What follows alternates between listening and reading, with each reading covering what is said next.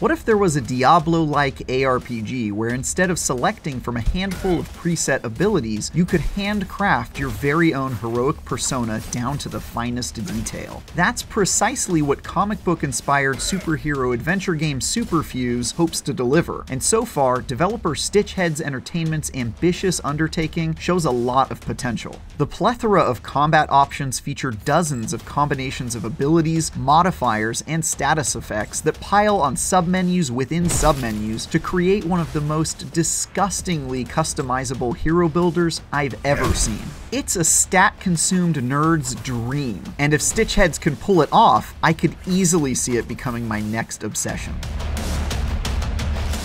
Superfuse is a dungeon-crawling style game in the vein of Diablo, but it trades in the wizard hat and dragons for a futuristic sci-fi world wrapped in a comic book aesthetic and art style. As you might expect, you spend a lot of your time blasting your way through hordes of enemies and collecting loot as you explore new areas, tackle quests, and level up. It's a loop you probably know well if, like me, you've been addicted to life-consuming ARPGs of the past. But any similarity to my looting adventures of yesteryear ended the moment I opened up the menu and was greeted by piles upon piles of skill trees and customization options in one of the most intricate power creation systems I've ever beheld. From the beginning to the end of my time with Superfuse, it was all about options. After selecting my base hero, the Berserker, a hulking beast of a man with muscles for days, I almost immediately found myself defining what kind of hero I would become, evolving it along the way. It started with progressing down fairly straightforward talent trees to determine the kind of hero I'd develop into, like one upgrade path that was all about brute force and melee domination, or another that imbued my Berserker with Thor-like lightning abilities. Progressing down my chosen talent tree unlocked super abilities, such as the ability to lob lightning axes as part of the lightning-themed talent tree, as well as passive traits meant to synergize with my build.